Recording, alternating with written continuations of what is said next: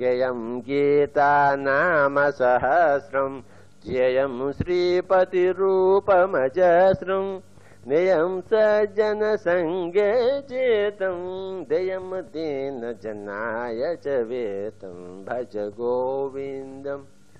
గేయం గీతా నామ సహస్రం. ఎప్పుడు కూడాను మన నాలుక మీద గీతా పదార్థమే ఉండాలి.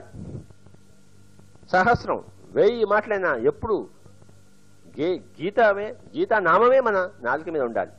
ధ్యేయం మన జీవితంలో ఏమి సాధించాలి అనేది ఆ శ్రీపతి రూపం, అంటే ఒక ఎన్లైటెన్ మ్యాన్ యొక్క రూపం ఏమిటో అదే మన ధ్యేయం ఎప్పుడూ ఉండాలి. మనం కూడా ఆ విధంగా కావాలనే ధ్యేయం ఎప్పుడూ ఉండాలి, మనం పెట్టుకోవాలి. అలాగే అది సాధించేందుకు మనం మన చిత్తాన్ని ఎప్పుడు సజ్జన సాంగత్యం వైపే నడిపించాలి. నేయం అంటే నడిపించడం, తీసుకెళ్ళడం.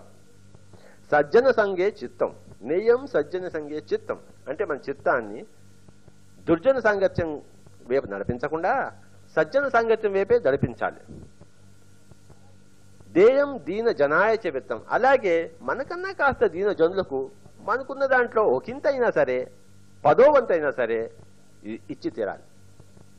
కనుక గేయం గీతా నామ సహస్రం ధ్యేయం శ్రీపతి రూపమజస్రం నేయం సజ్జన సంగే చేతం దేయం దీన జనాయ చ వేతం భజ గోవిందం భజ గోవిందం గోవిందం భజ మూఢమతే.